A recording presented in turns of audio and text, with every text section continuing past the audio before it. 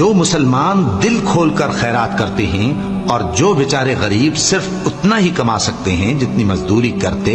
اور تھوڑی سی کمائی میں سے بھی خرچ کرتے ہیں، ان پر جو منافق تان کرتے اور ہنستے ہیں، اللہ ان پر ہنستا ہے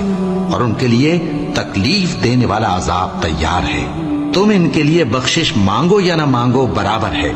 اگر ان کے لیے 70 دفعہ بھی بخشش مانگو گے تو بھی اللہ ان کو نہیں بخشے گا، یہ اس لیے کہ انہوں نے اللہ اور اس کے رسول سے کفر کیا، اور اللہ نافرمان لوگوں کو ہدایت نہیں دیتا۔ جو لوگ غزوہ تبوک میں پیچھے رہ گئے وہ اللہ کے پیغمبر کی مرضی کے برخلاف بیٹھ رہنے سے خوش ہوئے اور اس بات کو ناپسند کیا کہ اللہ کی راہ میں اپنے مال اور جان سے جہاد کریں،